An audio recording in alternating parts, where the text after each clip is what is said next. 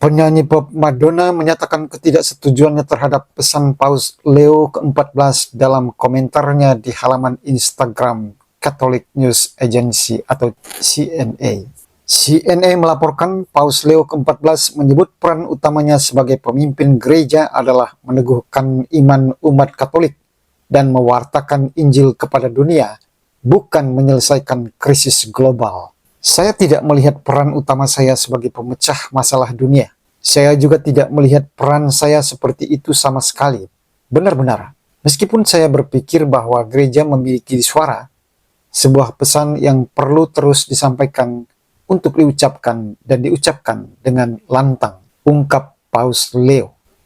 Berbicara kepada Ellis Ann Allen, koresponden senior dari Crux, Paus Leo menjelaskan bagaimana ia berencana untuk mengatasi isu-isu yang memecah belah gereja, termasuk pendekatannya terhadap debat LGBT, kemungkinan tahbisan diakon perempuan, sinodalitas, dan misa Latin tradisional. Paus Leo sadar bahwa ajaran gereja tentang moralitas seksual adalah topik yang sangat terpolarisasi, dan meskipun ia menyambut semua orang di gereja, dia tidak berniat membuat perubahan. Saya merasa sangat tidak mungkin, tentu dalam waktu dekat, bahwa ajaran gereja dalam hal apa gereja ajarkan tentang seksualitas, apa yang gereja ajarkan tentang perkawinan akan berubah, kata Paus Leo. Penyanyi pop peraih Grammy Award Madonna mengomentari postingan tersebut. Perempuan yang dibesarkan sebagai seorang Katolik dan bersekolah di sekolah Katolik dan sekarang tidak lagi berafiliasi dengan Katolik berpendapat inti dari pengajaran dan pembelajaran Injil adalah untuk menginspirasi orang-orang agar saling mengasihi dan menjadikan dunia tempat yang lebih baik, bukan hanya dengan kata-kata, tetapi juga dengan tindakan.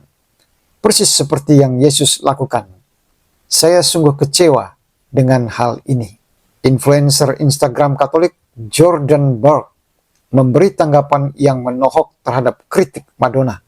Burke menegaskan, inti pesan Madonna adalah tindakan lebih penting daripada kata-kata, bahkan lebih penting daripada kata-kata Yesus sendiri, yang merupakan Injil. Bayangkan sebuah Injil yang tidak berisi khotbah kebenaran, hanya mukjizat. Tidak ada panggilan untuk bertobat.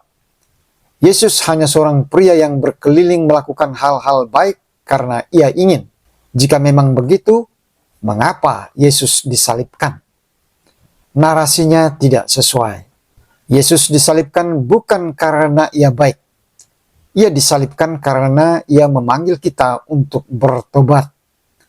Karena ia menunjukkan kepada kita bagaimana mengasihi dengan sungguh-sungguh seperti ia mengasihi dengan maksud dan tujuan tertentu, diarahkan dan didorong oleh kebenaran yang sama yang menyebabkan ia tergantung di kayu salib.